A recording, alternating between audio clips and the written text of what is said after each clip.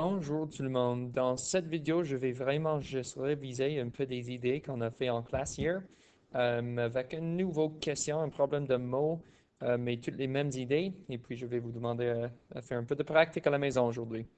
Alors, à réviser, hier en école, on a parlé à propos du fait que quelque chose à la puissance de 0 égale 1. Mais il faut être prudent avec les négatifs. Alors, n'oublie pas, si nous avons aucune parenthèse et c'est juste comme ça en A, nous avons négatif 4 à la puissance de 0. Ça nous dit que vraiment le négatif va juste rester en avant et nous allons effectuer la puissance, puis le négatif va juste rester en avant. Alors, 4 à la puissance de 0 est 1 et le négatif reste devant. Alors, la réponse ici est vraiment négatif 1. Alors, négatif 4 à la puissance de 1 écrit comme ça, sans parenthèse, égale à négatif 1. Et ici, négatif 413, j'ai choisi un numéro juste au hasard. Ça peut être un grand numéro, petit numéro, n'importe quel numéro à la puissance de 0 va être 1. Alors ici, nous avons négatif 413, tout dans les parenthèses avec un exposant de 0 à l'autre côté. Alors, la puissance ici a une base qui est négative. Dans ce cas-là, n'importe quelle façon que tu penses de ça, si on a une base négative, mais tout ça dans les parenthèses, soit la puissance de 0, celle-là va être une positive. Alors, négatif 413, tout à la puissance de 0, ça c'est un positif 1 comme réponse dans ce cas-là. Alors, soyez prudent de ces deux différentes façons qu'on peut voir les négatifs dans les puissances. Alors, négatif 4, toute une puissance négative va être négative comme réponse et une base négative, mais avec un exposant à l'autre côté des parenthèses, va être positif dans ce cas.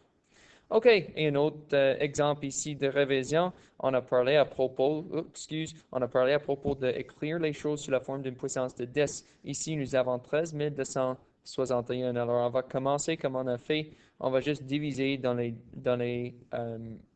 différentes places de valeur qui étaient additionnées ensemble. Alors, nous avons vraiment ici, nous avons vraiment 1000, 10 000 plus 3000 plus 200, 200 plus 60 plus 1. Ici, 10 000, c'est vraiment comme 1 multiplié par 10 000. Je vais mettre ça dans les parenthèses pour garder tout ensemble. 3000, c'est vraiment comme 3 fois 1 000. Plus 200, c'est vraiment, 200, c'est vraiment comme 2 multiplié par 100.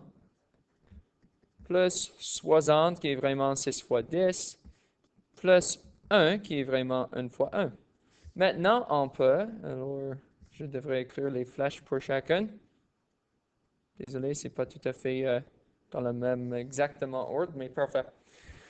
OK, maintenant, on peut réécrire 1 fois 10 000 comme 1 multiplié par 10 à la puissance de, et n'oublie pas, la puissance de 10, quand nous écrivons ça, tu comptes les zéros. Alors, on a 1, puis 1, 2, 3, 4 zéros. Alors, c'est 10 à la puissance, ça arrive toujours à moi, à la puissance de 4.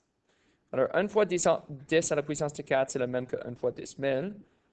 Nous avons ici 3 fois 1 000 qui est même que 3 fois la puissance, fois 10 à la puissance de 1, 2, 3, 0. Alors 10 à la puissance de 3 plus 2 fois 10 à la puissance de 2 plus 6 fois 10 à la puissance de 1 et à la fin 1 fois 10 à la puissance de 0 qui va créer pour nous autres le 1. Alors ça, c'est comment écrire un numéro comme ça sous la forme d'une base 10. Je vais vous demander ici, arrêtez, posez la vidéo, lire la question et essayer de lister tous les numéros qui sont dans le paragraphe et puis écrivez-les sous la forme d'une puissance de 10. Alors pose la vidéo et essayez-le. OK, j'espère que vous avez posé la vidéo et essayé. Moi, je vais juste le corriger très vite. Alors, dans ce paragraphe, vous avez vous avez eu les numéros 600 hectares de terre, et cela peut être écrit comme 6 fois 10 à la puissance de 2.